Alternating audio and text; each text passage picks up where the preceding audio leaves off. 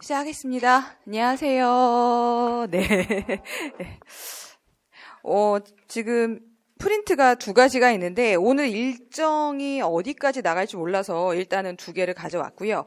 지금 그 일정표가 나와 있는 걸 먼저 보시면 돼요. 그래서 일정은 4주로 진행이 될 거고 5월 마지막 주에 있는 모의고사는 역시 5월에 하시는 교수님들이 토요일날 수업을 많이 하시면 힘들고 안 되면 이제 토요일날 못하면 28일날 진행을 하도록 할게요. 그래서 저번 주에 모의고사를 한번 보고 오신 선생님도 계시고 아마 인강이시지만 보셨던 분도 계실 거예요. 그래서 점점 실제 임용고시 그 레벨 정도까지 올라가게 되니까 앞에 정리하실 것들 빨리 체크를 해주세요. 조금 흐린 것 같죠? 네. 그래서 일정은 4주로 진행이 되고 마지막 주에 모의고사 있는 건 동일하고요. 그다음에 기본 교재는 이제 최정 교수님 책 갖다 할 거예요. 그래서 해당 교재로 뭐 크게 이제 4번 나누긴 했지만 약간 왔다 갔다 할 수 있는 부분이 있어서 오늘 프린트 첫 번째 일정표 나와 있는 걸 보시면 작년에는 이제 가정과 수업 방법과 수업 실현이라고 하는 최정 교수님의 또 다른 책이 하나 있어요. 그것까지 했었거든요. 근데 소화들을 못 하시더라고요. 그래서 이 빨간 책이라고 부르시기도 하는데, 이 수업 방법과 관련된 책은 선생님들이 이제 본인들의 능력껏, 그러니까 최재현 교수님 책으로 진행을 이 책을 완벽도 아니지만 저 책을 충분하게 이제 본인이 준비하기 어려우시면 사실은 빨간 책까지 권해드리진 않아요. 빨간 책은 정말로 옵션이에요. 옵션이기 때문에 일단은 가정과 교육로 최정 교수님 책을 충분하게 하실 수 있는 만큼 해두시고 필요하다 싶으시면 몇 가지 부분들을 선별해서 보시거나 뭐 아니면 개인적으로 하실 때는 굉장히 시간이 오래 걸려서 한 두 명 이상 정도 해서 스터디를 하셔서 이제 수업 방법 책을 추가로 하셔도 상관은 없으세요. 근데 일단은 그렇게까지 이제 교육론 파트가 아예 난이도가 높으면 푸실 수 있는 선생님들이 많지는 않고 이제 작년이나 일반적인 난이도 정도 문제가 나올 경우에는 최정희 교수님 책으로도 사실은 해보실 만해요. 제가 보기에는 괜찮은 것 같아요. 그래서 이번 달 목표는 최정 교수님 책을 가능하면 제대로 다 정리를 해놓는 것. 그래서 실제 어느 정도 아주 난이도 높지 않은 형태의 교육용 파트 문제는 정확하게 쓰실 수 있으면 좋겠지만 교육용 파트 문제는 사실은 조금 더 실수가 많아요. 나는 완벽한 게 쓴 것 같은데 이게 앞에 봤던 의하고 식파트하고는 좀 달라요. 의하고 식파트는 키워드나 정답이 굉장히 명료하지만 교육론 파트, 여러분 교육학도 해보시면 알잖아요. 이걸 설명을 써야 하는 부분이 많기 때문에 난 충분히 쓴 것 같은데 실제 채점은 조금 이제 흡족하지 않게 점수가 나오거든요. 그래서 그거 부분 때문에 좀 공부를 하고도 감점이 많이 되는 부분이 생길 수 있어요. 그래서 그걸 최대한 줄이려고 하려면 원래 기본 책이 되는 걸 충분하게 하시는 게 좋거든요. 그래서 얘를 이제 가정과 교육론 책을 충분히 한다라고 이제 일단 목표를 좀 작게 잡아서 진행을 할게요. 근데 이제 혹시 이제 수업 방법 책도 보실 혹은 작년에 이미 보셨거나 이전에 보셨던 선생님들은 보실 때 같이 나가실 생각이시면 제가 이렇게 작년에 같이 목차를 그렇게 해서 들어갔었거든요. 그래서 목차를 옆에 이제 가정과 교육론 옆에 수업 방법 목차를 같이 드렸으니까 보시면서 나는 이 파트는 조금 더 봐야겠다 싶으면 그것만 이렇게 찾아보셔도 괜찮아요. 근데 절대 이제 이 수업 방법, 그러니까 최정 교수님 수업 방법 책은 정리된 걸 보시면 안 돼요. 내가 봐야 돼요. 가정과 교육론 책도 정리된 걸 지금 본인이 정리해 놓은 상태면 상관이 없지만 아니실 경우에는 글을 쓸 수가 없어요. 이게 딱 이렇게 완벽하게 어떤 용어처럼 되어 있는 것들이 아니거든요. 그래서 하실 선생님들은 이렇게 옆에 있는 목차 참고하셔서 이렇게 보셔도 괜찮으세요. 근데 너무 이제 무리하게 욕심을 잡으시지 않으셨으면 좋겠고 프린트 2페이지 보시는 것처럼 수업 방법 중 정말 많아요. 굉장히 많고 또 개정판이 나왔다 그러셔서 제가 한번 살펴보긴 해야겠는데 오타가 막 있구나. 네. 되게 무척 많은데 아쉽게도 이와 관련된 연구들이 그렇게 많은 건 아니에요. 그러니까 이제 좀 여러 가지 있던 연구들을 논문들이 있던 걸 좀 종합을 해놨기 때문에 가지수가 참 많아요. 그래서 하실 수 있는 선생님들은 하시지만 아닌 분들은 뭐 이렇게 있구나 정도로 보시면 어떨까 싶어요. 그래서 저희 일정은 한 25일까지 이렇게 네, 아마 수업 모형할 때가 조금 시간이 많이 들어가겠죠. 그래서 최재인 교수님 두 번째 책은 같이 이렇게 이제 샘플로 한번 목차만 드렸고요. 이거 말고 이제 이현숙 교수님의 이제 가정과 교육의 이론과 실제라는 긴 다 책 이름들이 기세요. 그래서 보통 그냥 이현숙 교수님 책이라고 하긴 하는데 그 책 같은 경우에는 수업 모형 조금, 그다음에 평가 조금, 그다음에 장학 조금, 이렇게 조금씩을 좀 보실 만한 부분들이 있거든요. 그래서 그거는 뭐 수업 중에 필요하신 부분들을 같이 보긴 하겠지만 원하시면은 그 책도 보셔도 좋긴 한데, 네, 가장 두껍죠. 아마 최정 교수님 책 두 권을 합친 두께만큼 될 거예요. 그리고 그 중에 한 5분의 1이 교육과정 파트이기 때문에 저는 뭐 필요하시면 구해서 아니면은 그 부분만 좀 이렇게 정리해서 보시는 건 괜찮지만 구매까지는 좀 어떨지 모르겠어요. 예, 구매해서 보시기엔 좀 중간에 교육과정 파트가 옛날 게 많기 때문에 조금 그거는 한번 이렇게 책을 보시고 나서 고민을 한번 해보셨으면 좋겠어요.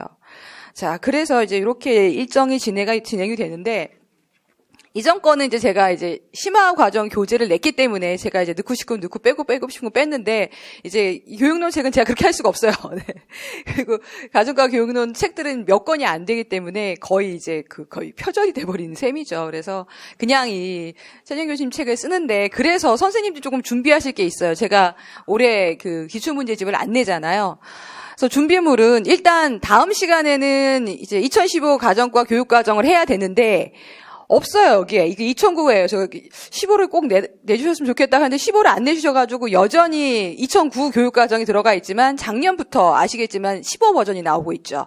그리고 내년도에 새 교과서가 나오기 때문에 한 2, 3년 정도는 계속 15를 해야 될 거예요. 왜냐면 선생님들을 이제 15 교육과정에 익숙하게 해서 이제 가서 아이들을 가르쳐야 되잖아요. 그래서 15 교육과정이 나올 가능성이 많기 때문에 2015 가정과 교육과정을 준비하셔야 돼요. 그래서 작년에 학원에서 그 가정과 교육과정 책이 있으신 분은 준비하실 건 따로는 없어요. 거기는 9하고 15가 같이 들어가 있으니까. 근데 올해 하신 선생님들은 그럼 그 작년 걸 학원 걸 사야 되나요? 굳이 2007이 있는 걸 이걸 두껍게 살 필요가 없잖아요. 그냥 교육과정 평가원 가셔서 2015 그 교육과정에서 기술적 과정이나 뭐 중학교 교육과정, 고등학교 교육과정 들어가시면 총론부터 하고 부록에 이제 기술적 과정이 있고 고등학교 거 쪽으로 가시면 가정과학이 있어요. 가정과학은 요즘 거의 안 나오고 있긴 하지만 그래도 하시는 김에 원문을 예를 좀 뽑아 오시라고요. 다음 시간에 잊지 마시고.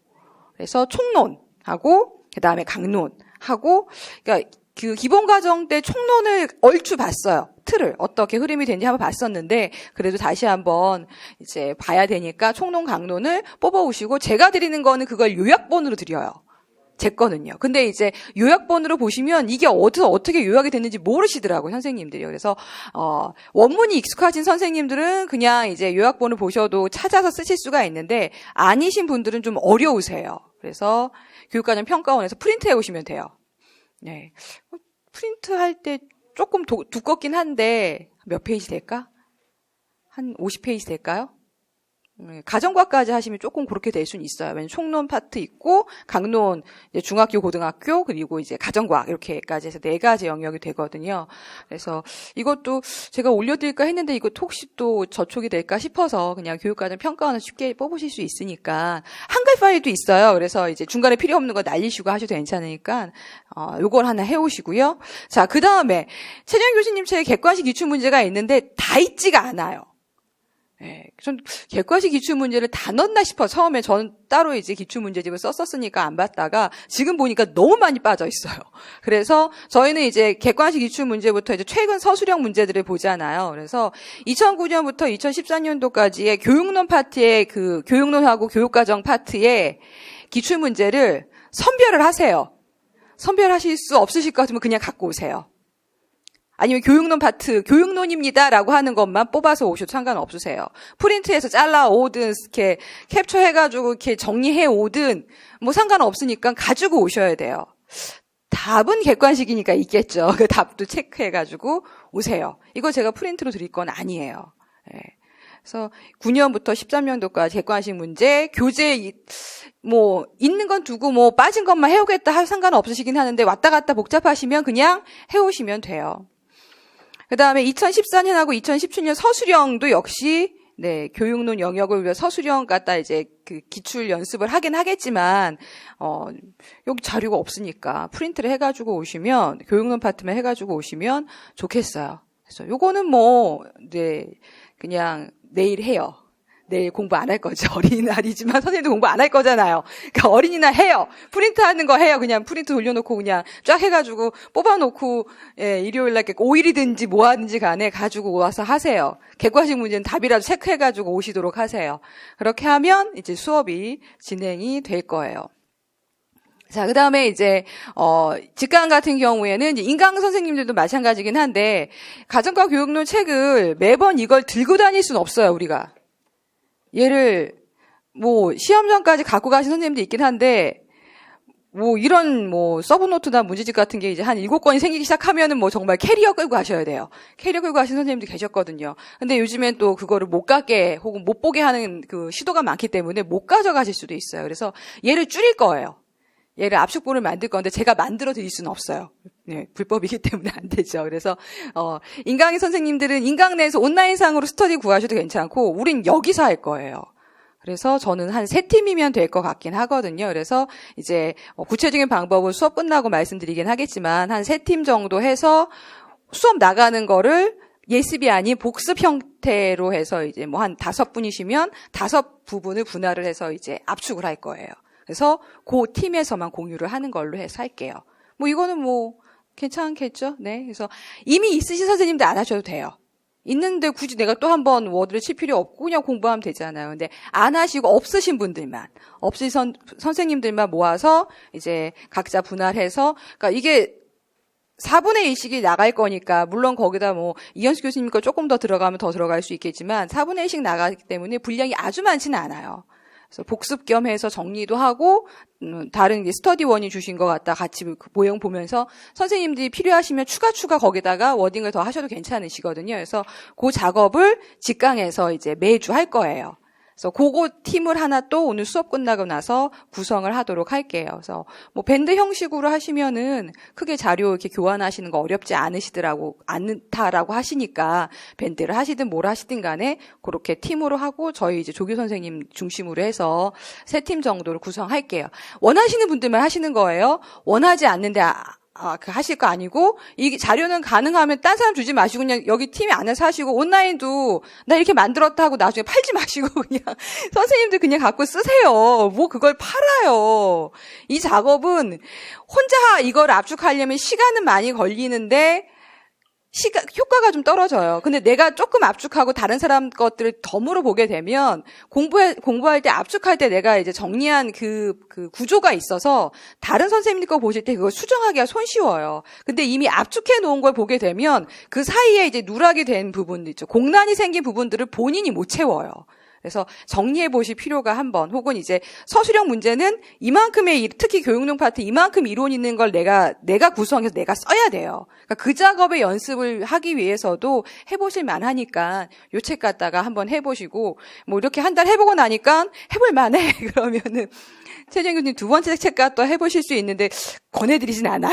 제가 개인적으로 해봤지만 안 줄여지더라고요. 걔는요, 그게요. 그래서 이렇게 준비물이 내일 하실 거예요. 내일 하고 이제 뭐 주말에 쉬는 시간에 네, 그냥 돌리시면 돼요. 쫙 뽑아서 갖고 준비해 가지고 오시고, 그다음에 요거는 오늘 이제 수업 끝나고 나서 팀을 짜도록 할게요. 궁금한 거 있으시면 쉬는 시간에 다시 질문을 주세요. 자, 그 다음에 이제, 네, 개업은 했는데 아무 활동이 없는 저희 카페예요. 네, 아마 등업받기 어려우셔가지고 그러실 거예요. 그래서 계속 말씀드리지만 실명이 아니면 카페 활동을 하실 수가 없어요. 그러니까 실명으로 공개 가입하셔야 되고, 그 다음에 그 안에서 쓰는 별명이라고 하는 것도 실명으로 전환을 해 주셔야 돼요. 그래서 실명 가입이 필요하고요. 제가 이제 또 5월 아마 다음 주 정도에 이제 인강 오시는 선생님도 계셔서 다시 한번 메일 확인해 보도록 할게요. 할게요. 그 다음에 초대 메일을 보내기 위해서 네이버 메일이 필요하더라고요. 그래서 네이버 메일이 없으신 분들은 네이버 메일을 같이 하나 만들어 주셔야 되고요. 그 다음에 이제 역시 계정 휴업 상태인 스터디 방이 하나 있어요. 기출문제 스터디 방이 있는데 거기는 이제 질문글을 좀 쓰셔야만 등업 신청을 올리실 수가 있는데, 네, 다들 질문글을 안 쓰셔가지고, 네, 등업을 해드릴 분이 없어요. 그래서, 자유롭게 이제 질문 올리시고, 선생님들끼리, 네, 댓글 달아주시면 돼요. 근데 아마, 초대 메일을 못 받으셨거나 아니면은 저 실명 전환이 안 되셔가지고, 가입이 아직 안 되신 분들이 계실 수도 있어요. 그래서 한번, 이제 5월 정신없이 지나가는 연휴 지나고 나서 한번 다시 확인해 보도록 할게요. 자, 이렇게 이제 안내 말씀을 드렸습니다. 자, 그러면 이제 출제 경향을 프린트 3페이지 쪽을 보시면 교육론 파트가 우린 좀 점수가 많이 나오죠. 보통은 한 다른 전공은 80점 중에 한 20점 정도인데 우리는 거기서 한 문제 정도가 더 들어가요. 그래서 한 22점이 될 때도 있고 4점짜리가 들어가면 한 24점이 될 때도 있어서 의식보다는 의파트, 식파트는 보통 한 15점 내외거든요. 거기보다는 조금 더 이제 점수 비율이 높죠. 근데 여러분이 교육학 공부를 좋아하시는 선생님은 가정과 교육론 공부도 괜찮아요. 둘이 맥이 잘 맞아요. 예. 물론 약간 글 쓰는 방식은 다르긴 하지만 맥이 잘 맞기 때문에 둘이 점수가 같이 올라가는 편이에요. 그리고 이제 의파트 저번 시간에 해봤지만 할 게 참 많죠. 이것도 하고 저것도 하고 이것도 하고 하고 까먹고 하지만 교육론 파트는 이제 수업을 중심으로 해서 여러 가지 연결되어 있기 때문에 제가 보기에는 교육과정 파트 빼고는 거의 다가 좀 연계성이 굉장히 높은 부분이에요. 그래서 단편적으로 보기보다는 종합적으로 보시는 분들한테는 조금 더 점수를 올리기 좋은 부분이죠. 그래서 다른 부분들은 문제 풀이 때 보통 말씀드리긴 하지만 교육론은 우리가 이제 B형 같은 경우에는 10점짜리 논술이 있죠. 올해 안 바뀌는 한 10점 논술이 있고 보통 얘를 교육론을 주죠. 네. 왜냐하면 교육론이 덩치가 가장 크기 때문에 얘를 10점짜리 논술을 안 주면 다른 것들이 문항수가 갑자기 확 줄어요. 예를 들어서 이거 주거 주면은 주거는 한 문제밖에 못 내요. 다른 거 낼 수가 없어요. 그래서 거의 다 논술 문제가 여기 들어가고 그다음에 이제 A형에 있는 2점짜리 기입형이라든가 그다음에 이제 4점짜리 서술형이라든가 이렇게 돼요. 그래서 여기에다 이제 기입형이 더 들어가거나 서술형이 추가돼서 서술형도 이 개수가 4점짜리가 한 2개에서 한 3개 정도가 되는 거죠. 그렇게 되면 거의 이제 20점을 보통은 쉽게 넘어가는 문제들이 돼요. 그래서 기본적으로 논술 문제가 들어가기 때문에 논술 문제를 못 쓸 경우에는 굉장히 타격이 크죠. 80점 중에. 예. 오시면은 상담하시면 도대체 전공을 몇 점 맞아야지 합격하나요? 그러면 저는 62여라고 이제 말씀을 드리기는 하는데 60 정도는 돼야 좀 2차까지 좀 괜찮지 않으시겠어요? 실제 커트라인은 그거보다 낮아요. 지역별로 차이가 편차가 크죠. 그래도 이제 60 정도는 좀 받아둬야 내가 2차 때 무슨 일이 벌어지더라도 이게 버퍼가 있으니까 괜찮지 않냐고 말씀드리는데 60 정도를 맞으려면 논술 문제 틀리고서 맞을 수가 없어요. 10점이 확 나가죠. 그럼 나머지 거의 안 틀린 상태가 돼야만 합격이 되거든요. 그래서 이것 때문에 이제 교육론 파트에서 교육학도 마찬가지잖아요. 그 점수 중에 10 맞나? 20점이죠. 20점 중에서 이제 주제 중에 하나만 빠져먹더라도 5점이 확 나가버리니까 좀 배점이 큰 영역들에 좀 그런 부분이 있어요.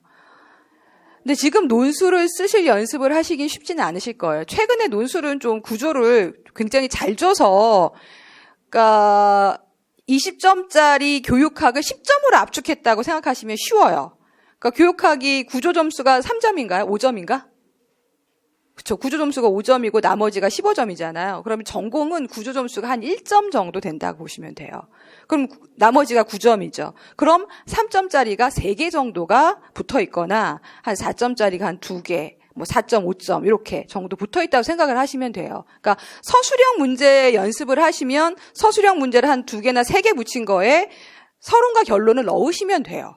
예, 그렇게밖에 안 돼요. 그래서 그렇게까지 구조가 복잡하게 나가진 않는데 10점이니까 굉장히 부담스러워 하실 뿐이에요. 그래서 그런 문제는 이제 좀 시간이 걸리실 거예요. 연습하실 때요.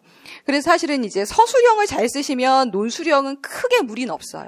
좀 쓸 때 힘든 거 빼고 쓰다가 딴 생각하지 않으시기만 하면은 크게 무리는 없어요. 그래서 배점이 크고 좀 지금 보시는 그 개수가 아무래도 뭐 기본적으로 4개 정도는 출제가 가능한 영역이기 때문에 이제 두루두루 문제가 나오는 그런 특성이 있죠. 그래서 프린트 3페이지 가서 보시면 3페이지에는 이제 교육론 파트로 드렸고 4페이지에 있는 거는 이제 가정과 교육과정, 이건 거의 국가교육과정 쪽으로 드린 거예요. 그러니까 교육과정 문제가 나온다라고 하면은 이제 국가교육과정 쪽 문제가 하나가 나와요. 보통은요. 보통은 2점.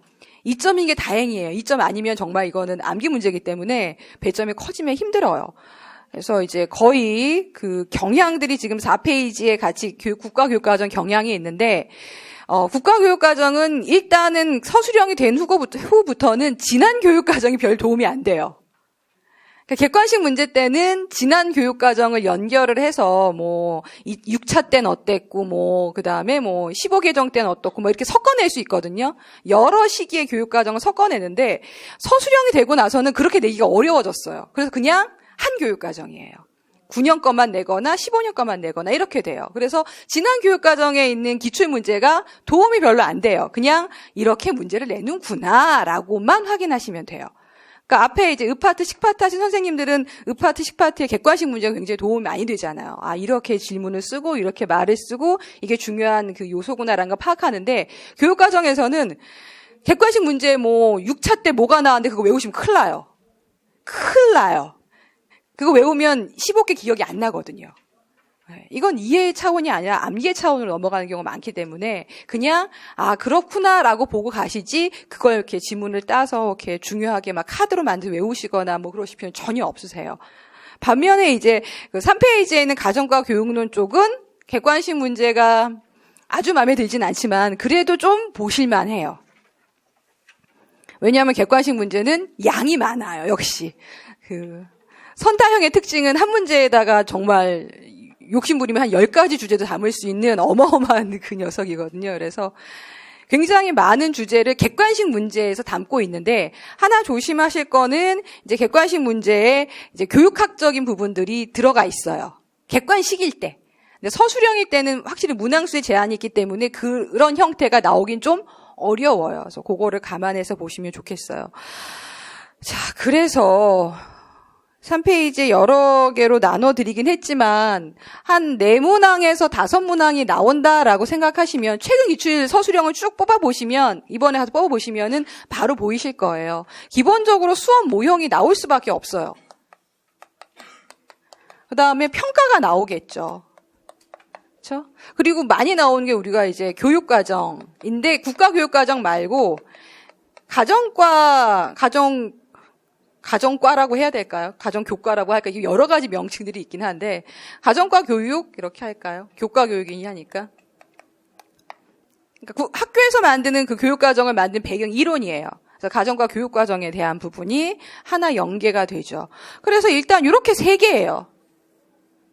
뭐가 이제 10점으로 나오냐가 이제 난이도를 결정하죠. 얘가 나오면 뭐 난이도 최상이 되는 경우가 있고 물론 최근에 많이들 풀어보셔가지고 그래 외우면 되겠네 하고 외우신 경우가 많아요. 반면에 이제 수업 모형이 나오면 그래도 하, 평가가 나오면 중 정도 돼요. 평가 되게 못하시더라고 선생님들이요. 근데 문항 만들기 어렵다 보니까 이렇게 돼요. 그래서 하, 중, 상 뭐 이렇게 되겠죠. 네, 얘가 나오지 않기를 얘가 10점으로 나오면 정말 힘들더라고요. 이렇게 되고 이제 이게 한 3문제 정도 거의 고정이 되고요. 그 나머지 이제 기타가 한 2가지 나오죠. 최근에 많이 나오는 거는 설계 쪽도 많이 나오고 있죠. 뭐 그다음에 이제 우리가 이제 거의 마지막 주에 하게 되는 장학이라고 할까요? 하여튼가 교사 교육과 관련된 부분이 또 최근에 또 많이 집중이 되고 있는 영역들이에요. 그러니까 이런 것들은 이제 보통 기입형으로 많이 나오고, 뭐 수업 설계 같은 경우에는 작년에 역시 4점짜리로 해서 4.5점 이렇게 해서 나오고 있죠. 그 외에 이제 기타 사항들이 몇 가지가 이제 그 해마다 몇 가지 나오고 있어요. 그래서 거의 여기는 선생님들이 열심히 하시는 거예요.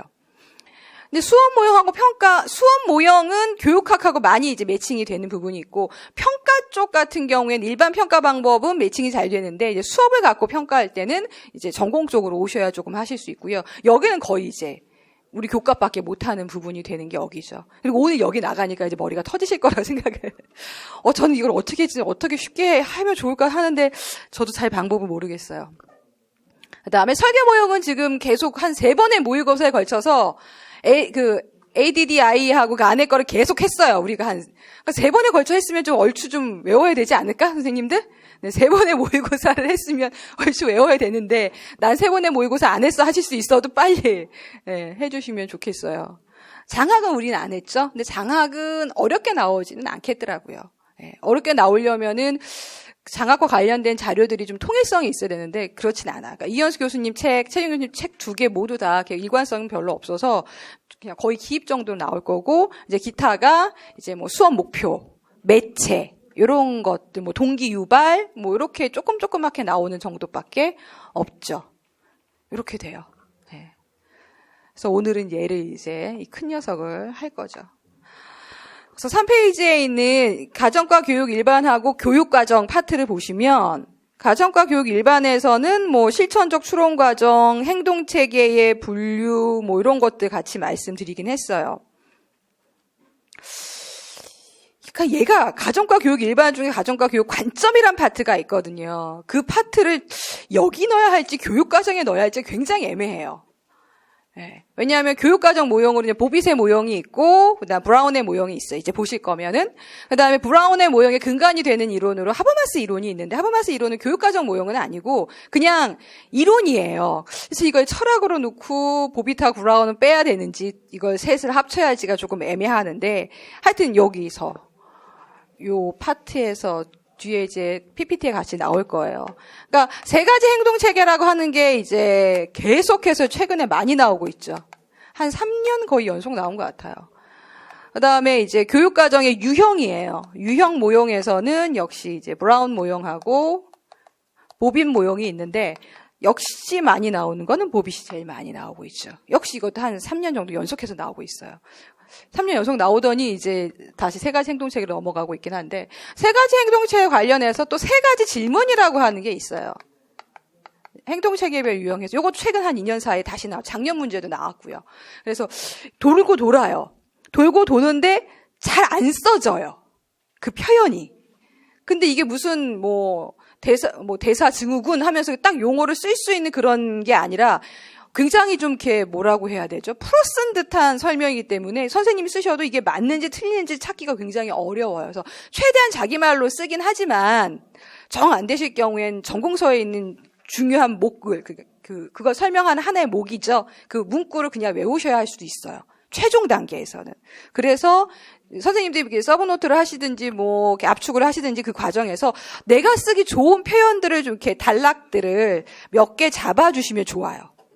예. 그 말을 자기 풀어 쓸 수 있으면 좋지만, 안 그렇다면 몇 개의 샘플이 있으시면 나중에 그걸 활용해서 글짓기를 하시면 좋거든요. 그래서 그걸 찾아내는 작업도 굉장히 좋으세요. 그래서 이런 정도가 이제 이쪽 파트에서 많이 나오고 있어요. 그래서 선생님들 3페이지에서 오른쪽 말고 왼쪽 거를 보시면 이제 2001년까지 해서 최근 게 많이 나오고 있는 거죠. 그 다음에 뭐 이제 가정과 교육 일반, 저 여기다가 이제 장학을 같이 넣긴 했는데, 2016년도에 장학, 뭐 동료 장학, 2012년도에 뭐 자기 장학, 마이크로 티칭에서 조금 기입형 가능한 것들로 좀 나왔던 분류고요. 교육과정에서는 보시면 브라운의 3가지 행동체계 16년도 보빗 나오고, 15년도 보빗 나오고, 14년도 보빗 나오고, 보빗 쭉 나오더니 작년에 빠졌어요. 어떨런지. 왜 보빗만 나오죠? 막 이렇게 하긴 하는데, 이렇게 나왔는데, 보시면 2011년도에는 브라운께 객관식 때 나온 거거든요. 브라운 모형은 자주 나오는 모형은 아니에요. 근데 이제 혹시 몰라서 선생님들이 많이 정리하고 계시죠. 그 다음에 이제 오늘 들어갈 수 있을지 모를 부분이 이제 교수 설계 파트인데, 교수 설계 파트는 사실은 그렇게까지 객관식에 좀 나오다가 서술형 때는 등장을 안 했어요. 근데 작년에 이제 ADDI하고 이제 매체를 활용한 설계 모형인 어슈어하고 같이 섞어서 문제, 거의 답안이 들어간 형태긴 하지만 기입 절반 형태로 문제가 나왔죠.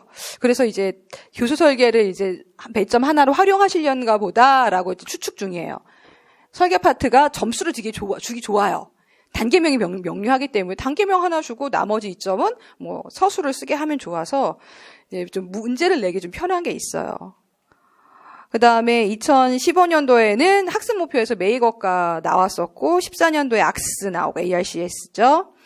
그 다음에 13년도는 이제 객관식이잖아요. 그래서 교수 설계 모형에 딕과 캐리가 나오고, 2012년도에 수업 목표도 나오고요. 2011년도에는 가네 거 해서 설계 모형들이 볼 수 있는 것들은 거의 다 나왔는데 작년에 한번 이제 에디하고 어쇼 모형도 나중에 보시면 또 객관식 돼 있거든요. 그러니까 종합해서 한번 내놓더라고요.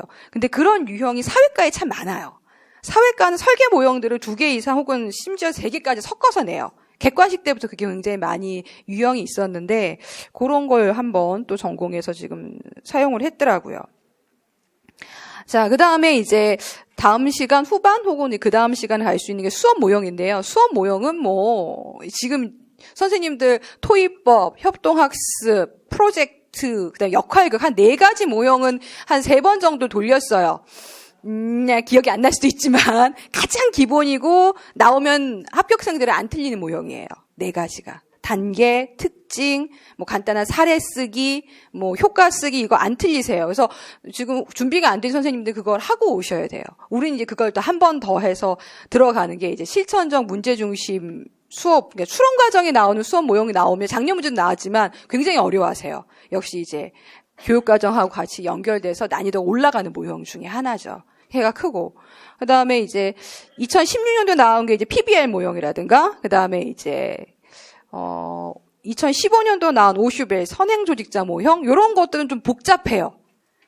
내용을 좀 정리하시기 좀 힘들어 하시는 것 중에 하나예요. 그래서 그런 것들 이제 난이도 있는 모형들이 이제 이번에 들어갈 거기 때문에 기본적인 토의법, 기본적인 협동학습, 기본적인 역할의 단계와 흐름, 프로젝트. 왜냐하면 이 4가지 잘 나오거든요.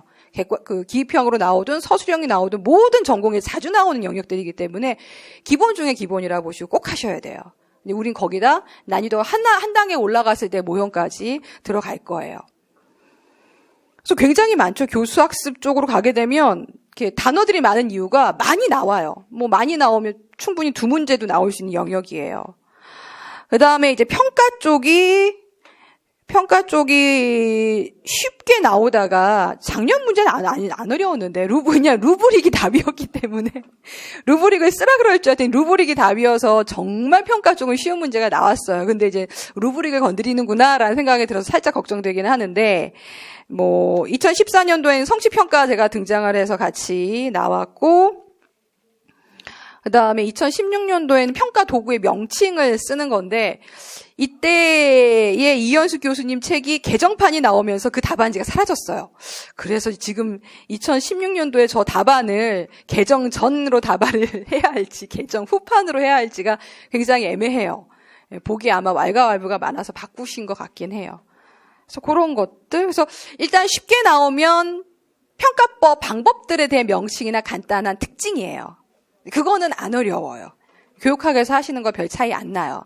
다만 이제 루브릭화해서 무언가 쓰게 만들면 그때부터 난이도가 확 올라가서 그렇게까지 채점하기 어려운 형태를 만들지 어떨지 모르겠어요. 근데 어쨌든 우리는 루브릭 연습까지 들어가도록 할게요. 자, 그런 정도예요. 그러니까 오늘 할 거는 정신 차리고 보빗하고 브라운을 챙겨가시는 것. 그 2사람만 챙겨가도 가장 난이도가 높은 문제를 챙겨가실 수 있다라고 보시면 되겠어요. 자, 그 다음에 이제 프린트 5페이지에 있는 거는 기타 이제 이현수 교수님이나 다른데 있는 자료들인데 얘가 답이 나오긴 쉽진 않아요.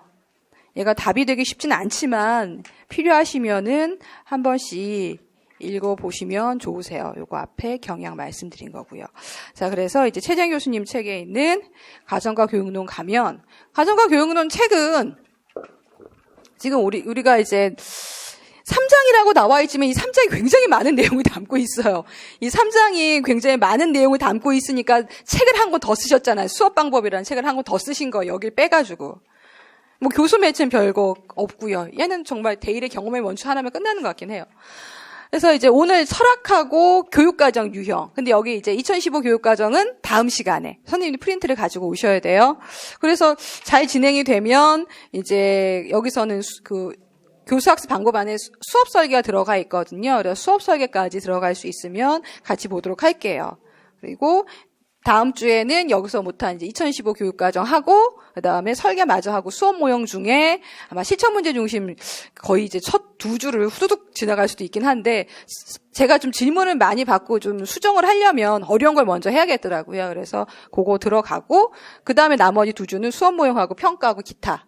이제 뭐 평가 쪽하고 전문성 파트 이렇게 있죠. 그러니까 여기 교사 전문성이 이제 장학이라고 보시면 쉬우세요. 그래서 그런 내용 정도로 진행을 할게요. 선생님들 목차예요.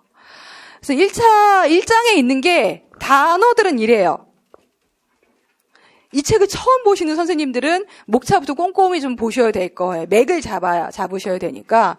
그래서 가정과 교육이 뭐고 어떻게 역사가 됐고 가정과 교육을 도대체 뭐라고 이해해야 되느냐라는 파트가 나오죠. 그다음에 그래서 우리는 뭐지? 우린 뭐지라는 거를 이제 우린 자아정체감을 형성해야 되는 그 시계라고 보실 수 있어요. 학문적인 본질하고 성격과 뭐 비전하고 사명해서 브라운 입장에서 이제 얘기가 쭉 나오고요. 그다음에 앞으로 가정과 교육은 이래야 됩니다라고 이제 방향 제시가 되어 있는데 이 부분은 사실 큰 의미는 없어요. 예.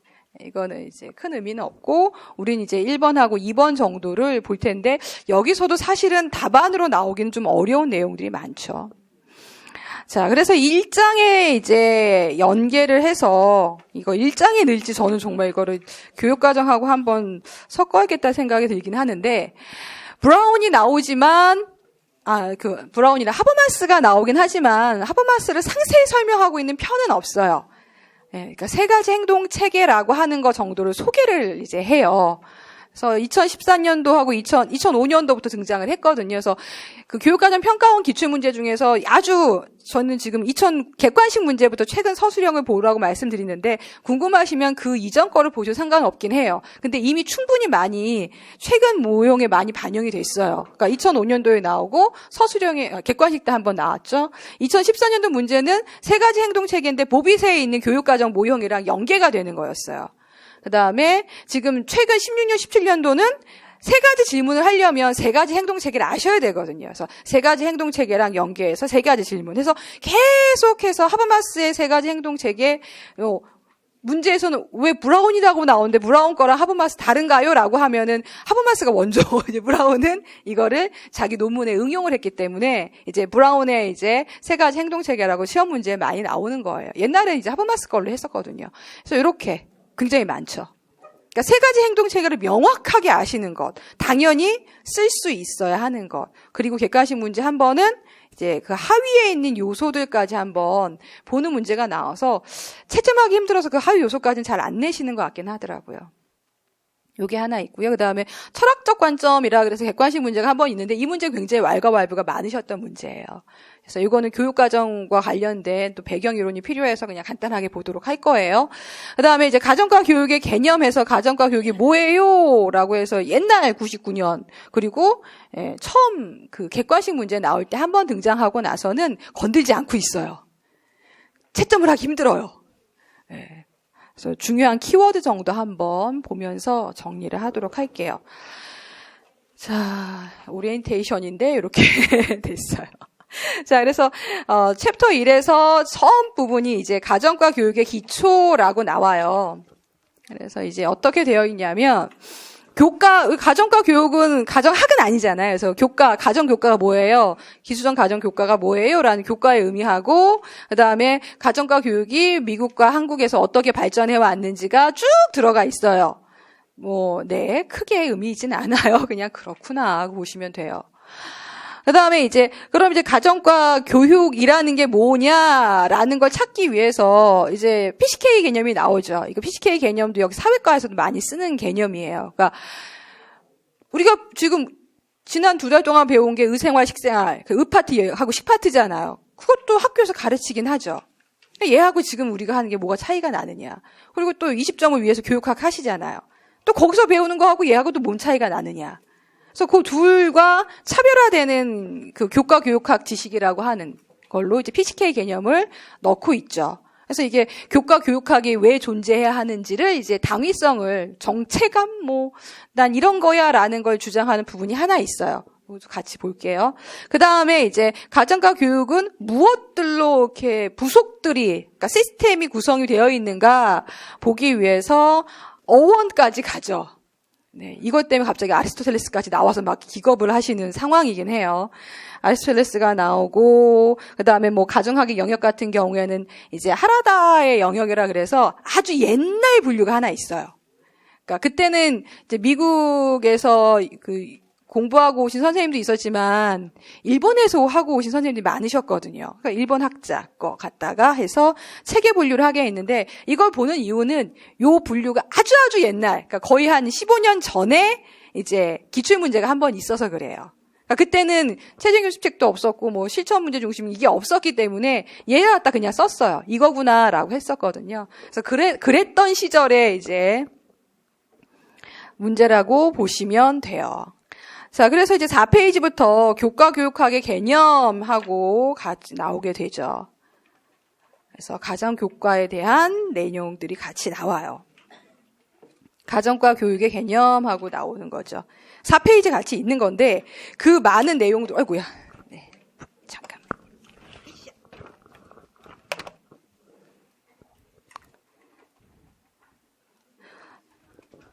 그래서 이제 뭐 가정학도 있고 교육학도 있고 근데 이제 학교에서 배우는 교과목이잖아요.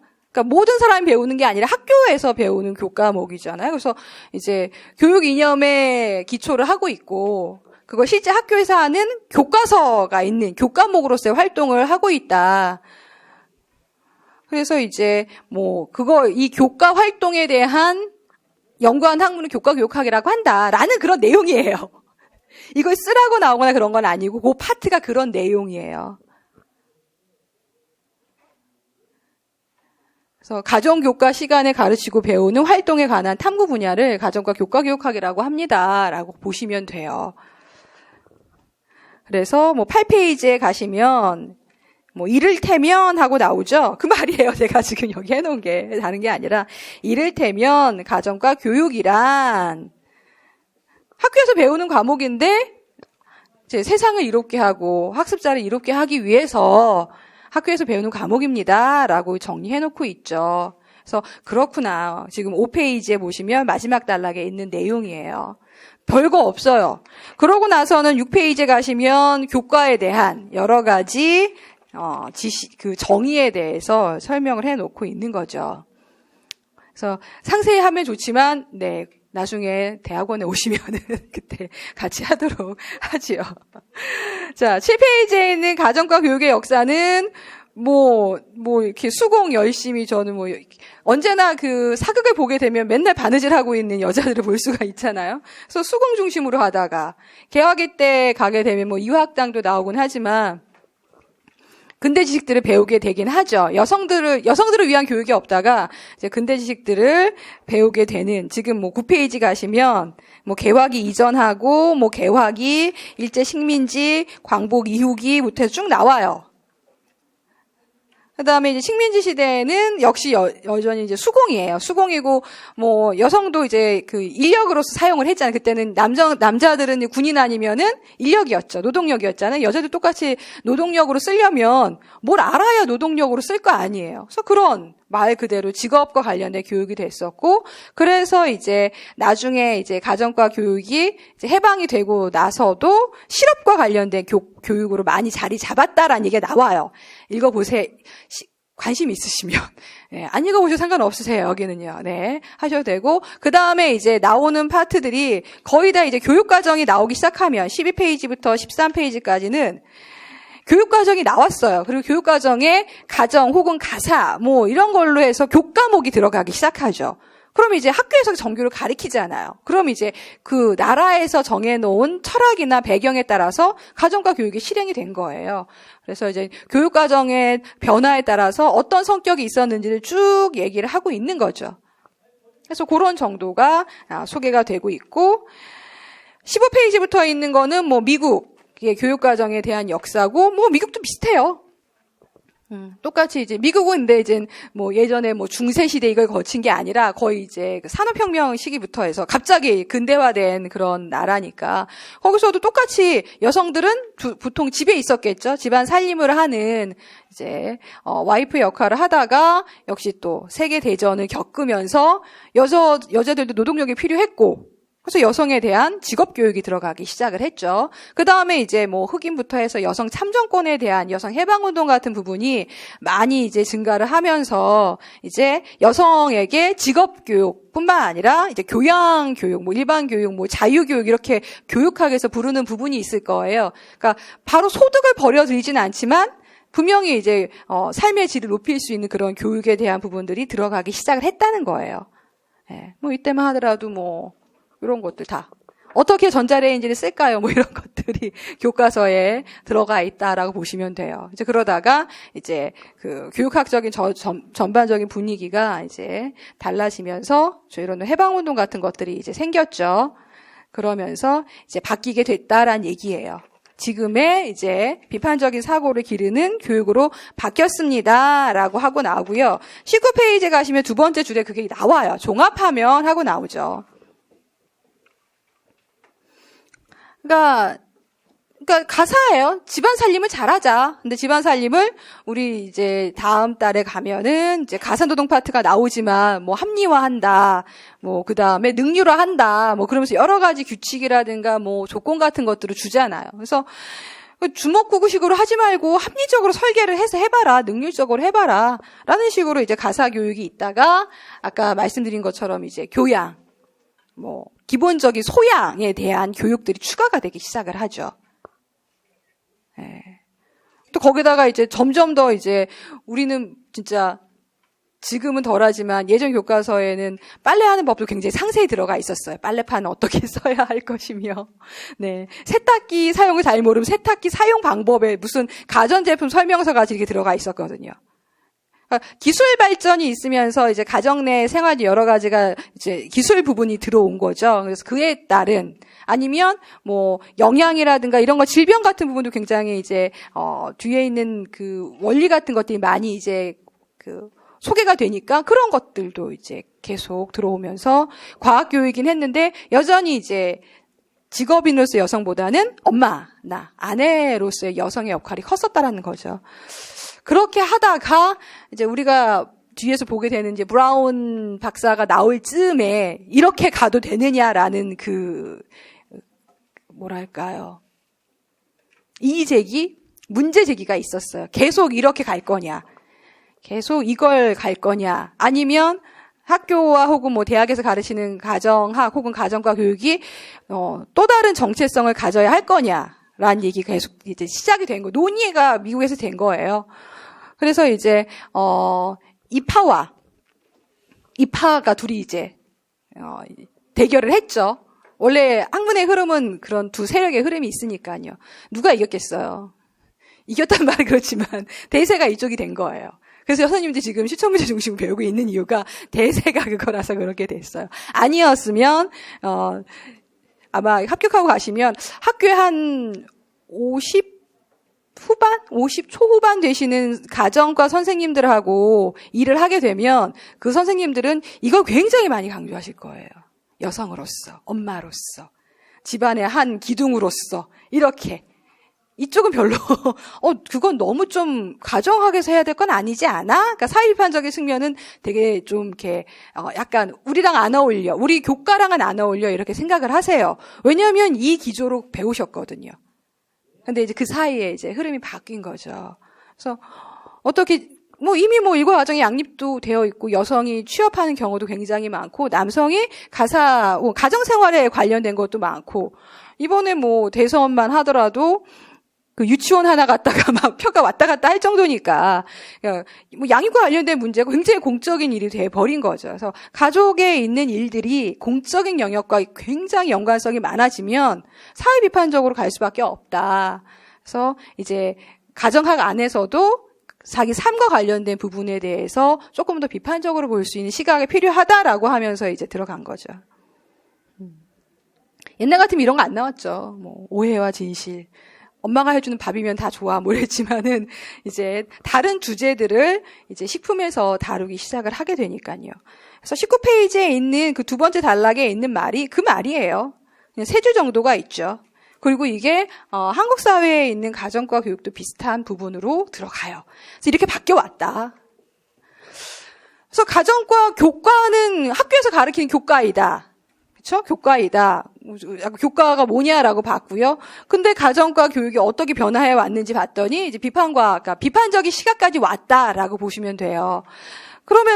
그러면 알았다. 가정과 교육이 생긴 건 알겠는데 일반 교육학이 있지 않냐? 일반 교육학하고 뭐가 다르냐라는 질문이 한 번 더 나오게 되죠. 그게 이제 20페이지에 가시면 있어요.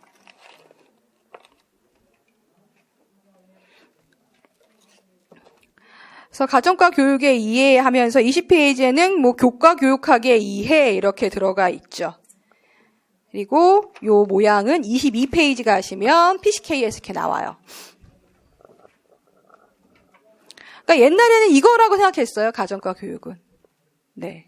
파트는 의류학. 식파트는 뭐 식품영양학이나 조리학이 그냥 가정과 교육이지라고 생각을 했었죠. 아니면 일반 교육학에서는 그 내용 뭐가 중요하냐. 우리가 수업할 수 있는 방식들, 아이를 평가하는 방법들, 수업을 전체 설계하고 이제 지역사회와 소통하는 방법들, 아이를 상담하고 케어하는 걸 알면 되지 뭐 내용이야. 그냥 그때그때 배워서 정보만 넣으면 되지 않냐. 라고 생각하는 일반 교육학이 있었죠. 그러니까 두 개가 따로 있었어요. 따로 있다가 이제 교과 교육학이라고 한 영역이 새롭게 이제 그러니까 주목을 받기 시작했어요. 저는 정말 체육이나 미술, 음악 할 때마다 체육, 음악, 미술은 전공자의 배경이 굉장히 차이가 많아요. 수영 잘하시는 국가대표 선생님이 체육을 가르치면 수영은 잘 가르치지만 나머지는 놀아해요. 계속 발야구 하고 있거나 이렇죠. 네. 근데 지금 요즘에 체육교육을 하시는, 그러니까 4대에서 체육교육을 제대로 하신 선생님은 당연히 수영도 하시고, 본인이 수영 엘리트는 아니지만, 수영부터 해서 몸의 움직임, 몸의 운동 생리학부터 해서 몸을 통한 여러 가지 표현과 이런 관계를 다 알아요. 종합적으로 할 수가 있거든요. 그러니까 이것만 하신, 난 수영 엘리트이신 분은 나머지 못 가르쳐요. 가끔 이제 4대가 아니신 선생님들은 이 부분이 굉장히 힘들어 하시더라고요. 가정학 하셔도 나는 의류 전공이신데 조리를 하나도 안 해보셨으면 우리는 가면 조리 실습을 거의 1년에 한 번씩 꼭 하거든요. 이제 난리가 나는 그런 경우. 의도 마찬가지예요. 식만 하신 선생님들은 아이들과 관련된 뭔가 봉제를 하거나 하려면 굉장히 어려워하는 그런 파트가 생기거든요. 그래서 이거 하나만 갖고는 해결이 안 된다는 거예요. 그리고 또 실제 의류를 하셨다고 해서 의류 파트만 전체로 다 아이들 수업을 할 수 있는 것도 아니고요. 그래서 두 가지 실제 가르치는 것과 그다음에 이거 잘 전달할 수 있는 것들을 교과별로 특색화하는 수업들이 필요하다. 그래서 얘를 이제 교과 교육학에서 필요한 지식이다라고 해서 새로운 이제 내용을 하나 넣게 됐죠. 그리고 선생님들이 갖고 있는 이 책이 바로 그 교과 교육학을 다루게 되는 전공서가 되는 거예요. 그래서 뭐지 이거는 어떻게 보면 교육학 같기도 한데 또 교육학과 어느 부분은 교육학적인 부분도 있지만 또 교육학에서 못 다룬 또 다른 영역들도 있다라는 거죠. 근데 이제 학문적인 내용만 전체 다 교과서에 담을 수는 없잖아요. 우리 교과서에 정말 우리 기출문제 중에 한번 얘기하지만 드레스 코드가 왜 나왔나, 뭐 작년 문제 혼서지가 왜 나왔냐, 뭐 이렇게 하시기도 하는데, 예, 우리가 가늠할 수 없는 부분들이 교과서에 들어가 있는 경우들이 있긴 해요. 학문적인 영역은 아니지만 이제 이 나이 대 아이들 혹은 학습자한테 굉장히 필요하거나 수업에 도움이 될 수 있는 것들이 있거든요. 그럼 이제 교사가 재량껏, 능력껏 수업에다 갖다가 이제 넣게 되는 거죠. 그래서 보통 요 두 가지의 이제 조합으로 하나 있다 생각을 하지만 교사 활용할 수 있는 백그라운드 조금 더 다 다양하게 쓸 수가 있죠. 그래서 22페이지에 가시면 교과 교육학적 지식이라고 하고 그 윗줄에 이미 첫 줄에 있죠. 교과 교육학 지식이란 내용 지식. 교과의 내용 지식, 그 다음에 교육학 지식이라고도 하고 아마 교육학에서는 방법 지식이라고 하나요? 선생님들? 아니, 안 쓰시나요? PCK 했을 때 방법 지식 쓰시나요? 그러니까 약간 우리 쪽 용어하고 교육학 용어가 조금 다를 수 있어요. 그래서 교과 교육학 지식, 그 두 가지 있어요. 근데 그거와 또 구별되는 또 제3의 요소가 되는 것들이 있다. 그래서 그 지식은 실제 상황과 관련이 돼요. 그러니까 가르치고자 하는 내용, 가르치려고 하는 대상의 학생, 학교의 상황, 내가 쓰고자 하는 수업 방법, 그리고 내가 선호하는 교육과정의 유형, 아니면 뭐 지금 2015 상황인지 2007 상황인지 이거에 따라서 완전히 달라지게 된다. 근데 거기에서 필요한 이제 그 지식들을, 그러니까 상황적인 지식이죠. 이것들을 PCK, 교과교육학 혹은 교과교육학적 지식이라고 부른다는 거죠. 그러니까 교과교육학 지식은 앞에 있는 이 내용에 관련된 지식과 방법에 대한 지식을 배제하지 않아요. 이건 써요. 근데 얘가 활용이 되는 상황이 굉장히 다르다는 거예요. 선생님들이 진짜 합격해서 강남에 있는 아이들을, 중학교 아이를 가르칠 때와 저 오지에 있는 중학교 아이들을 가르칠 때 현격하게 차이를 느끼실 수는 없겠구나. 동시에 두 군데 있을 수는 없으니까. 네, 이렇게 이동을 혹시 하게 되시면, 그러니까 뭐 강남에 있는 아이들은 중학교 1학년인데 왠지 중3 같은 느낌이 나고, 학문적인 레벨에서 약간 준비 단계에서요. 반면에 이제 아무래도 정보나 이런 데 좀 소외가 되어 있는 아이들은 분명히 중1인데 그냥 초등학교 한 4학년 같은 느낌이 나고 이렇게 차이가 난다라는 거예요. 똑같이 중1 거 가르치더라도 아이들이 달라지면 선생님이 적용하는 방식은 또 달라지게 되죠. 뭐 흔하게 이제 수업실에서 많이 하시는 게 다문화 아이들이 들어가 있으면 또 달라지게 되고, 또 가족 상황상 결손이란 말은 좀 저도 안 쓰고 싶긴 한데, 그렇죠? 한부모 가족이든지 뭐 아니면 할아버지 할머니가 기르든 이런 가족이 되면 또 내용이 달라지게 되거든요. 그러니까 그런 것들은 어디서든 이거를 그러니까 내용적인 지식이나 방법적인 지식에서 줄 수 없는 정보들이 돼요. 그래서 이렇게 그 상황과 관련된 이런 또 제3의 교과 교육학 지식이 있다. 그러니까 요거를 그냥 교과 교육학 지식이라고 한다라고 하시면 알면 돼요. 내가 쓸 수는 없지만, 이걸 PCK라고 하는구나. 일단은 그렇게 해주시고, 이 PCK 개념이 교육학에서 정의하는 개념하고 지금 요 책에 있는 정의가 살짝 틀리더라고요. 그러니까 약간 달라요. 그래서 둘 중에 하나 편하신 걸로 정리해 두셔도 상관은 없으실 것 같아요. 그래서 이렇게 들어가 있고요. 그래서 뭐 이거를 이제 실제 교육과정에 반영한 게 23페이지에 뭐 오하이오주에서는 내용하고 과정이라고 하는 걸로 오하이오 주 교육과정이죠. 주 교육과정에 반영을 했습니다 하면서 샘플을 하나 주긴 했어요. 참고로 보세요. 근데 저거를 요번에 2015 교육과정에서 많이 좀 활용을 하려고 했더라고요. 자, 그 다음에 25페이지에는 그러면 이제 가정과 교육을 채우고 있는 여러 가지, 여기서의 이제 개념이라고 하는 건 사실은 거의 학문체계라고 할 수 있어요. 큰 덩어리들이 뭐가 있냐, 이게 이제 하라다의 분류예요. 아주 옛날 문제예요. 옛날 문제는 이걸 쓰라고 나왔는데 뭐 지금은 못하겠죠? 그래서, 가정교육학, 혹은 교과교육학이 있고, 아까 내용이라 그랬죠. 가정학의 여러 영역들이 있고, 그 다음에 교육학 영역들이 이렇게 있고, 아까 말씀드린 자원 영역이라 그래서 뭐 교양, 일반 교양도 되고, 뭐 법학, 뭐 아니면 화학, 식파트 할 때, 의파트 할 때 막 선생님들 막 화학 나와가지고, 화학의 생물에 막 이런 것도 막 들어가잖아요. 이런 것들이 이제 또 배경이 될 수 있다는 거죠. 외우지 마세요. 그냥, 저런 것들로 가정과 교육의 영역 요소들을 이제 한번 구성한 옛날 모형이 있구나 정도로 보시면 돼요. 그래서 지금 이제 27페이지 가시면 2009년도에 이제 그 임용고시 제도가 바뀌었잖아요. 그 전까지 이제 서술형이 있다가 2009년도에 객관식 문제가 등장을 하면서 3차까지를 늘려버렸죠. 지금은 2차지만 그때 이제 대대적으로 이제 교사 평가에 대한 부분을 바꾸면서 27페이지부터 29페이지에 있는 것처럼 여러 교과목들에서 뭘 교사 평가의 내용으로 쓸 것인지를 한번 종합 연구를 했던 해가 있어요. 다시 바꿔야 될 것 같기도 하지만은 한번 이렇게 임용고시가 바뀌니까 그 대비 겸해서 이렇게 내용이 나왔던 게 있거든요. 그래서 교과 교육학에는 이런 게 들어갑니다라고. 그러니까 여기 나와 있는 이거보다 훨씬 더 이제 상세하게 만들어 온 목록이죠. 그래서 참고로 보시면 되고, 그다음에 28페이지 가시면은 내용학 평가 영역 하면서 이렇게 들어가 있지만 우린 이거보다 훨씬 문제가 많이 나오고 있어요. 그래서 영역은 만들었는데 왜 여기보다 더 많이 내는지 잘 모르겠어요. 전 요것만 내면 참 좋겠는데. 더 이상 나가고 있죠. 그래서 이렇게 내용이 들어가 있다 하고 참고로 보시면 돼요. 자, 그럼 이제 어원으로 갑시다. 가정학의 이제 어원으로 들어가게 되면 뭐 그냥 홈 이코노믹스가 가장 이제 기본이 되고 얘 갖다가 이제 아리스토텔레스를 만나시게 될 거예요.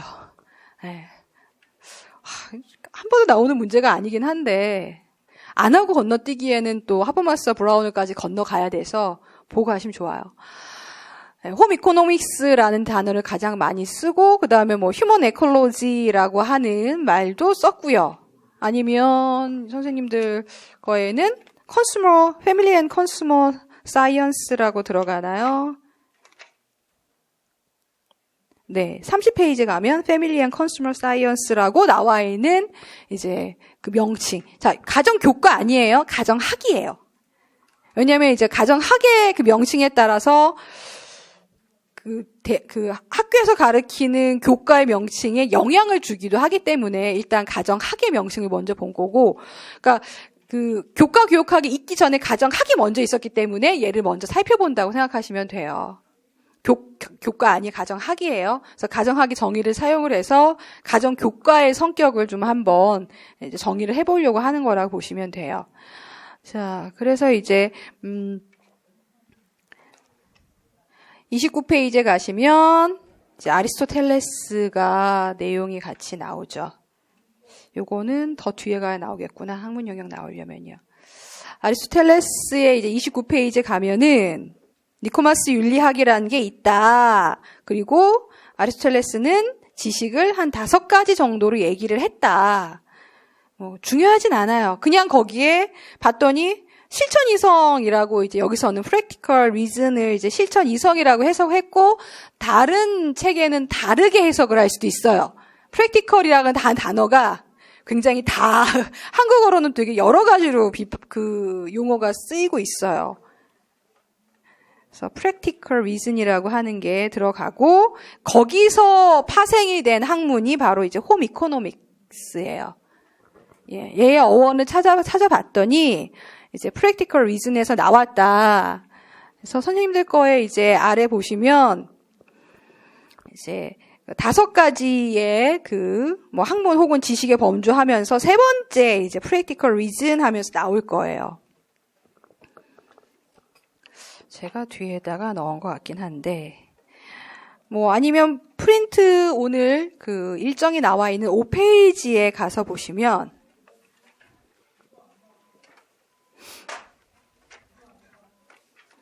이제 practical 이제 요게 계속 다음 시간까지 연결이 돼서 한 군데 나올 수 있으면 좋겠는데 좀 아쉽긴 하더라고요. 그래서 요거는 이제 유태민 교수님의 이제 실천적 문제중심 가정과 수업이라는 별책이 또 있어요. 이거는 꼭 보셔야 하는 건 아니에요. 궁금하신 선생님이 사용하실 수가 있는데 이제 아리스토텔레스가 말한 이 실천 이성, practical reason에 대해서 조금 더 이제 상세하게 만들어 놓은 거라고 보시면 돼요. 뒤에 가면 한 번 더 나오니까 그때 보셔도 돼요. 그래서 뭐 쭉 한번 읽어 보시는데 그 아래 이제 표가 지적 덕 혹은 뭐 이제 학문의 그 뭐 근간이 되는 덕이라고 보실 수 있는데 보시면 이제 지혜에 해당하는 것과 그 다음에 다른 것들이 구분이 되죠. 그래서 지혜에 해당하는 거는 이성과 뭐 학문에 대한 것들이 있고요. 그래서 이거는 보면은 필연적인 것들이라고 얘기를 해요. 반면에 이제 우연적으로 존재할 수 있는 게 실천적 지혜, 뭐 여기 뭐 실천적 이성하고 유사하겠죠. 그 다음에 여기 뒤에 있는 뭐 기술지, 학문지 이거는 이제 지식, 그러니까 리슨 정도로 보시면 좋아요. 지식 정도, 지혜 정도 보시면 돼요. 그래서 실천적 지혜에 대한 부분은 국가에 대한 거는 정치학으로 생겼고 가정생활에 대한 거는 가정학으로 들어갔고 몸에 자기 개인에 관한 것들은 윤리학으로 들어갔다라고 들어가서 요건 선생님들이 29페이지에 보시면 practical reason의 그 이제 3가지가 나오죠. 개인적인 것, 그다음에 가족적인 것, 사회적인 것. 그러니까 같은 맥이에요. 그러니까 개인에 대한 것들은 윤리학으로 발전을 했고 가족에 대한 거는 가정학으로 발전을 했고 사회에 대한 거는 결국엔 지금 뭐 이제 정치라고 하는 정치학으로 발전을 했다. 근데 이거는 한 가지로만 존재하는 게 아니라는 거예요. 1+1은 2라는 게 아니라 이럴 수도 있고 저럴 수도 있어요. 상황과 뭐 여러 가지 배경에 의해서 좋고 그름이 그때그때 달라질 수도 있다. 좋은 것이 무엇인지 나쁜 것이 무엇인지를 알아서 참된 이치에 따라 행동할 수 있는 것을 실천 이성이라고 했는데 이걸 쓸 수는 없잖아요, 우리가. 그러니까 이런 거. 그러니까 리즌이긴 한데 논리적으로 딱 한 가지 필연적인 답만 나오는 리즌이 아니라 우연적이라는 거는 상황에 따라서 어디서는 이게 참인데 어디선 참이 아닐 수도 있는 경우를 말해요. 그래서 앞에다 이제 practical이라는 말을 붙였고, 이 practical이라는 말이 이제 해석에 따라서 뭐 실천적, 뭐 어디건 뭐 실용적, 어떤 비판적, 다양하게 그 문맥에 따라서 다양하게 쓰이게 되더라고요. 근데 이제 이 아리스토텔레스 같은 경우에는 좋고 그름, 그러니까 옳고 그름이 아니라 좋고 나쁨. 이 법이 사람한테 더 좋은 법이냐, 나쁜 법이냐, 이 법이 옳고 그르냐가 아니라 유용하냐, 아니면 해악이 있느냐, 이걸 판단하는 거죠. 그래서 약간 필연적이지 않고, 이제 여러 가지 방식에 따라 다를 수도 있다라고 이제 봐주는 거예요. 그래서 그걸 그러니까 지금 나와 있는 29페이지 내용을 지금 프린트 5페이지가 조금 더, 이 전공서에서는 조금 더 상세히 다루고 있다라고 보시면 돼요. 그래서 참고를 한번 같이 보시면 좋겠어요.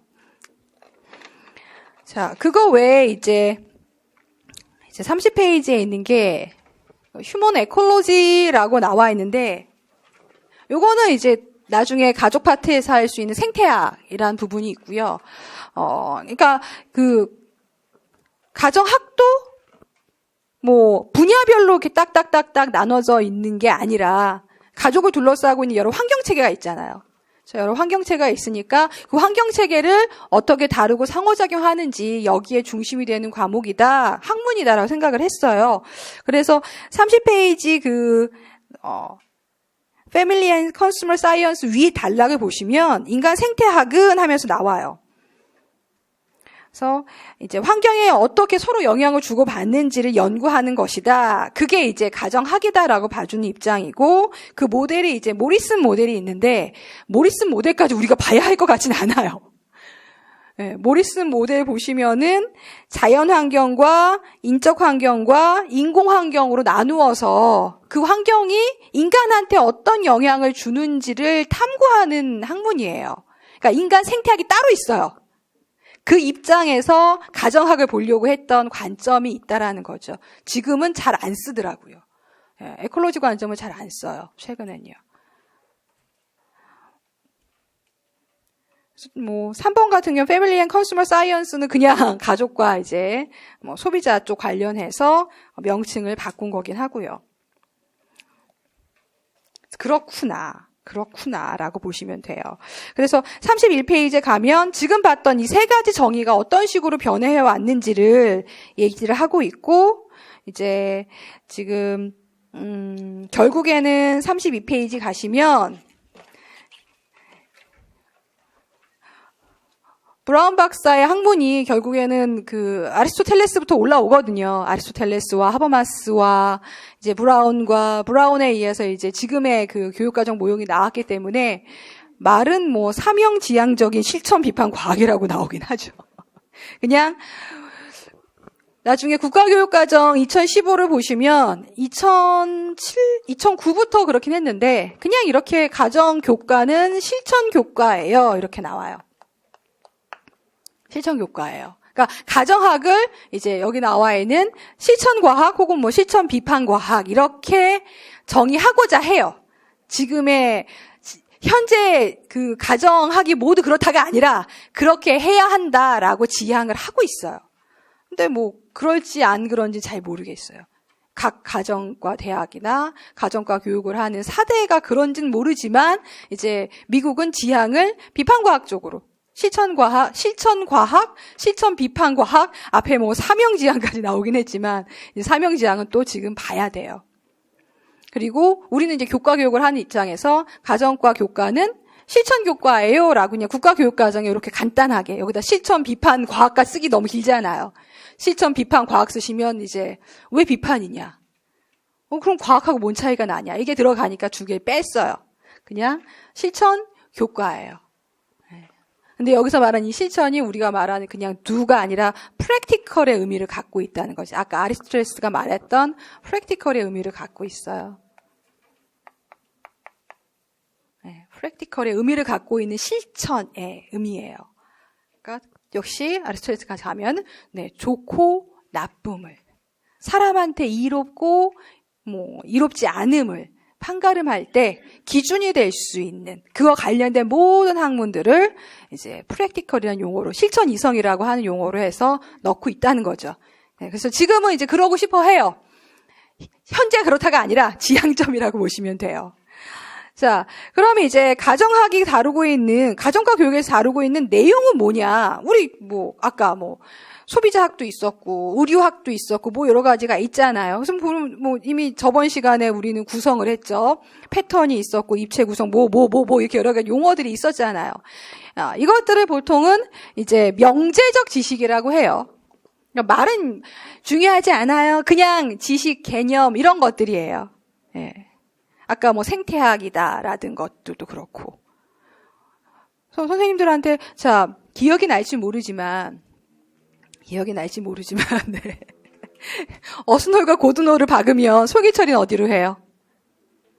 고드놀로 한다. 그게 그냥 1차적 이해예요. 어스놀이 뭐고 고드놀이 뭐다. 그냥 알죠. 그냥 정보예요. 정보나 지식이나 원리나 개념이에요. 그게 그냥 1차적인 이해예요. 그럼 2차적 이해는 거기 설명에 뭐가 나와 있냐면 거기에 어떤 심리학적 배경이 있냐, 사회적인 요인들이 있지 않겠냐 해석을 하기 시작을 하죠. 그래서 요거는 왜 여성이 나오면, 아까도 우리 그랬잖아요. 여성이 나오면 다 인두부터 해서 바느질. 그러니까 여성과 관련성이 있는 캐릭터들이나 아니면 연결되는 도구들이 이렇게 나와요. 바느질. 아니면 음식하기. 아니면 애기. 이렇게 들어가 있다는 거예요. 왜 그럴까? 꼭 여자만 바느질을? 요즘에는 바느질하는 사람, 일단 셰프도, 유명 셰프는 왜 남자가 많은지 잘 모르겠지만은, 이 일상적인 집에서 요리는 거의 다 여성이 하는데, 또 밖에 나갔을 때 또 남성의 직업이기도 하고, 이래서밖에, 왜 당연시 되던 것들을 당연하지 않게 보려고 하는 그런 부분들을 2차원적 이해라고 보시면 돼요. 그렇구나. 그렇구나. 하고 끝내시면 돼요. 그러면서 이제 앞에가 가정과 교육을 이해하기 위해서 이제 역사적으로 보기도 하고 어원도 보고 그다음에 이제 교육과정상에 어떤 위치가 있는지도 봤죠. 지금까지 한 30분 했는데 기억나는 거 있으세요? PCK? 네, 가장 간단한 PCK. 아니면 여기 써 있는 프랙티컬 이런 거 정도? 그러니까 쓸만한 답이 없어요. 사실은요. 여기가요. PCK는 잘 나오기 쉬운 답도 아니라서. 근데 일단 중요하다 생각하시면 정리해 주시면 되죠. 근데 이제 여기서 이제 중요한 게 나오죠. 정체성. 자, 우리 이제 아리스토텔레스부터 해서 실천교과로 가자라고 이제 잡았으니까 여기에 맞춰서 이제 맞춤 옷을 입는다고 생각하시면 돼요. 똑같이 이제 아리스토텔레스와 이제 브라운 등 해서 가게 되면 프랙티컬이라고 하는 학문의 정체성이 있으면 그럼 이제 프랙티컬한 학문들로는 우리가 일반적으로 하는 가정학이라고 명칭을 할 거냐, 또 다른 분류가 필요하냐라고 하면서 또 다른 분류 체계를 하나 제안을 해요. 그래서 우리는 프로페션입니다. 가정학은 프로페션 영역에 해당이 됩니다. 그러니까 가정학을 한 번 더 상위로 분류를 해요. 저 프로페션이 바로 사명지향이에요. 저게 사명지향이었어요. 아까 가정교과에, 미국 가정교과가 32페이지에 사명지향적인 실천 비판 과학이 첫 줄에 들어가 있잖아요. 그래서 우리는 지금 프랙티컬은 했잖아요. 프랙티컬은. 했죠. 아리스토텔레스부터 전 실천 이성이야. 저거는 좋고 나쁨에 대한 판단력을 기른다는 의미야. 까지 봤어요. 그럼 앞에 이제 프로페션이 필요한 거죠. 프로페션이 바로 사명지향이라는 의미예요. 학문의 분야로 들어가게 돼요.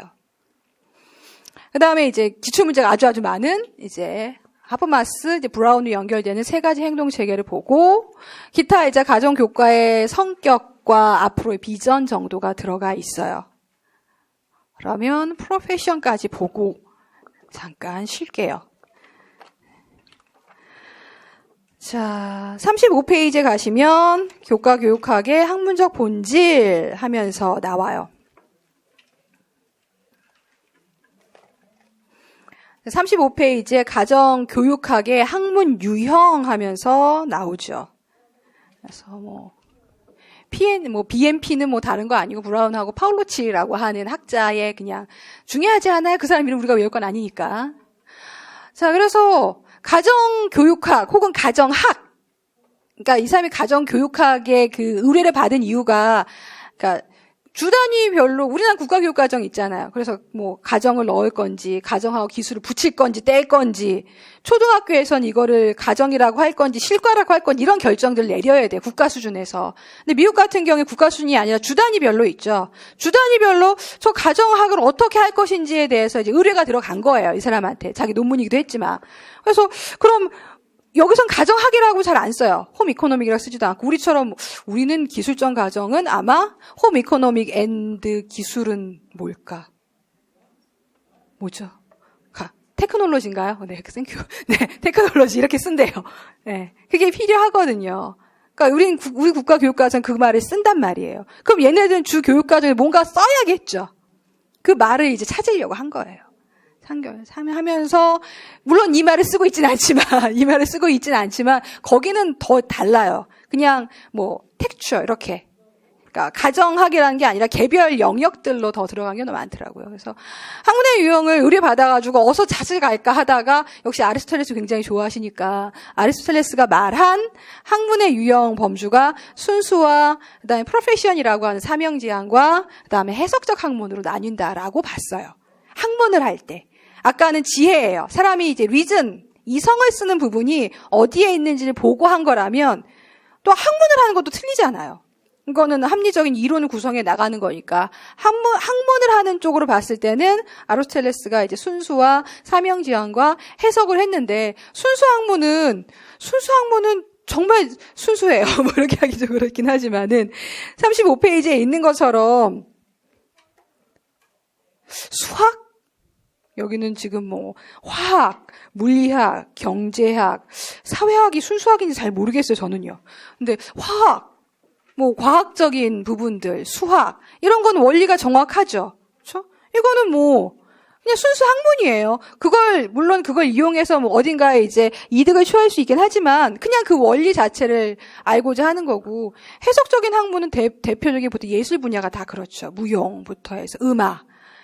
이걸 갖다가 무슨 논리를 만들 것도 아니고, 그렇잖아요. 그래서 이 두 분야가 아닌, 그 중간에 있지만 학문적인 영역으로 들어가는 것들을 사명지향이라고, 프로페션이라고 했어요.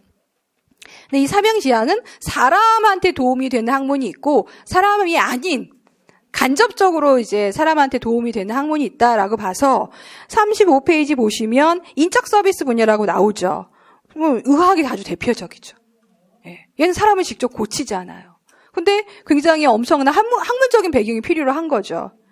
그래서 가정학, 가정교육학, 그러니까 이 사람이 이제 분류를 하려고 보니까 가정학을 먼저 해놓고, 의뢰받은 게 가정과 교육이니까 가정과 교육학 넣고, 의학, 일반 교육학, 사회사업, 이런 것들은 다 사람한테 좋게 하기 위해서 학문을 하는 거예요. 학문 자체를 하기 위해서 혹은 어떤 이제 미학적인 부분을 위해서 하는 게 아니라 이걸 하면 사람들한테 이루어지는 것들이거든요. 그게 이제 사명지향 분야 중에서 사람에 대한 인적 서비스 분야가 되고 거기에 가정학이나 가정과 교육학이 들어간다고 봤고요. 반면에 비인적은 일반적인 공학들이죠. 자동차를 만들거나 건축을 하거나 이런 것들은 직접 사람을 돕지는 않지만 그 사람이 살고 있는 환경을 개선하는 쪽이 된 거죠. 그래서 가정학은 여기 이렇게 들어간 거예요. 여기에 들어가는 거야. 우리는 순수하게 이론을 탐구하는 것도 아니고 미적인 부분을 향유하는 것도 아니지만 사람한테 굉장히 도움을 주는 그걸 이제 목표로 하는 학문이야 라고 이제 브라운하고 이제 파울로치가 이제 주장을 했어요. 그러면서 36페이지 가시면 그럼 프로페션이라고 하는 사명지향이라고 하는 게 뭐예요? 라고 하면서 36페이지에 5가지의 특징을 제시를 해요. 프로페션이라고 하는 학문이에요. 학문. 가정교과 아니에요. 선생님들이 사대에서 배우시는 가정교육학이나 아니면 가정학이 가져야 할 특징은 이거다라고 얘기를 해요. 그래서 첫 번째가 봉사예요. 근데 전문적이죠. 그냥 자원봉사 이게 아니라 굉장히 합리적이고 논리적인 체계를 갖고 있는 전문적이에요. 그러니까 교사의 교직의 특징 중에 하나가 사명감하고 전문성이잖아요. 이걸 두 개 갖고 있다고 얘기를 해줘요. 그 다음에 두 번째 너무 길어요. 말은 길긴 한데 실천적인 추론 과정에 대해서 얘기를 하고 있어요. 우리는 실천 추론 과정 뒤에 나중에 할 거예요. 자, 있고요. 그 다음에 세 번째 같은 경우에는 도덕성이에요. 인간 행동 지향적인데 여기서는 그냥 행한다는 걸로 끝나지 않고 내적인 이유를 갖고 있는, 내적인 이유, 그게 뭐냐면 도덕적인 이유를 갖고 있다는 거죠. 여기서 도덕적이라고 했는데 도덕적인지 윤리적인지 뭐 비판적인지 사실 이제 원어가 들어가 있지 않으니까 애매하지만 아주 성직자 같은 그런 건 아니고요. 그냥 우리는 이게 더 나을지 저게 더 나을지 언제나 판단하잖아요. 그 정도로 보시면 돼요.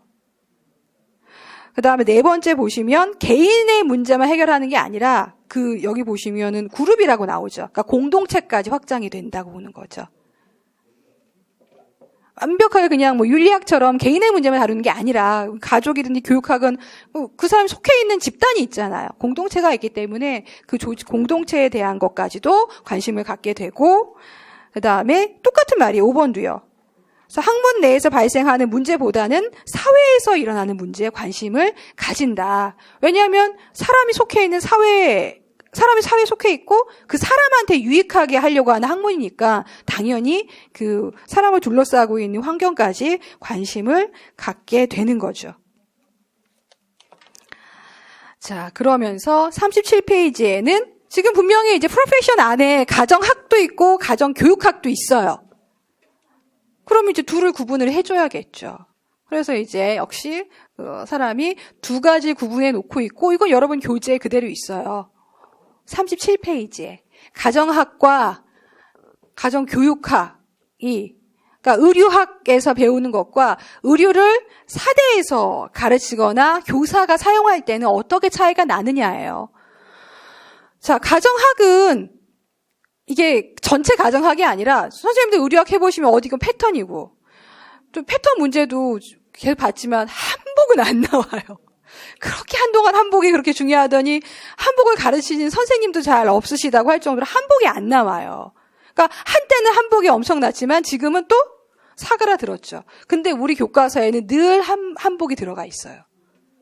왜 그럴까나. 애들이 선생님 입지도 않는 옷 왜 가르쳐요? 라고 선생님들한테 질문할지도 몰라요. 네. 그거 옷 고르면 안 해요. 그냥 똑딱 단추하면 되거든요. 하고 선생님들이 되물을지도 몰라요. 그래서 가정학은 특정이에요. 가정학 전체가 아니라 가정학 자체가 굉장히 학문이 세분화되어 있죠. 전공이 세분화되어 있잖아요. 의료학 하신 선생님들도 이거를 진짜 패턴 쪽으로 나가실지 머천다이징으로 나갈지 뭐로 나갈지 아무도 몰라요. 굉장히 세분화되어 있기 때문에 한정이 될 수밖에 없어요. 근데 우리는 그걸 두루두루 가르쳐야 되죠. 그래서 근데 정말 모든 건 할 수는 없으니까 삶이 기반이 돼요. 생활이. 아이들의 생활에 기반을 해서 거기에 관련된 여러 영역들을 가져다가 포괄해서 쓰게 된다는 거죠. 그래서 한복이 들어가 있지만 지금은 한복을 만드는 거 들어가 있진 않아요. 기껏해야 입는 거하고 접어서 보관하는 것밖에 안 들어가 있잖아요. 나중에 또 그게 한 10년 후에 또 뭐로 바뀔지 모르겠지만 한복이라는 주제는 계속 들어가 있어요. 이제 전통 의상이기 때문에 그런 부분이 들어가 있겠죠. 그 다음에 이제 가정학은 특정한 것만 다르니까 그 문제를 학문적으로 빨리 해결하고 싶어 해요. 학문적으로 해결한다는 거는 이론 근거를 제시를 해준다는 거죠. 반면에 가정과 교육학은 지금 중학교 아이들이 임신하는 것도 아니고 이 아이들이 노후를 설계하는 것도 아니잖아요. 근데 가르치잖아요. 왜냐하면 장기적인 부분하고 사회에 나가거나 가정을 일구었을 때 해결할 수 있는 여러 가지 문제를 이제 대처할 수 있는 부분들이 필요한다는 거죠. 그러니까 미래적이고 약간 장기적인 측면을 갖고 있다는 거예요. 그래서 당연히 예방적인 차원일 수밖에 없어요. 지금 문제도 해결해 줄 수 있으면 좋지만 앞으로의 문제에 대한 능력을 키워주고 가정학은 치료적인 차원, 지금에 해당하는 해답들을 찾는 게 훨씬 더 필요하다고 보는 거죠. 이 편은 내기 좋아요. 내기 좋아서 한 번 더 보시라고 드리는 거예요. 그래서 가정학과 가정과 교육학을 다루는 문제 차원에서 비교하시오. 그럼 얘가 답이에요.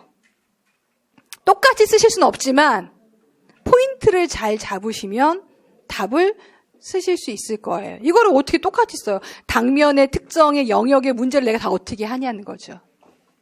근데 두 가지가 잘 비교가 될 수 있게만 적어주실 수 있으면 무리가 없고, 지금은 가능하면 선생님들 말들로 이해해서 쓰실 수 있는 최대치를 해보시고요. 안 되시면 네, 문구를 이렇게 외워야 하겠다 생각하시면 외우셔도 괜찮아요. 근데 외우실 때는 안 까먹게 외우셔야 돼요. 그러니까 중간중간에 많이 반복을 해주셔야 돼요. 그래서 가정학과 가정교육학을 이렇게 구분할 수 있습니다. 라고 비교를 했어요.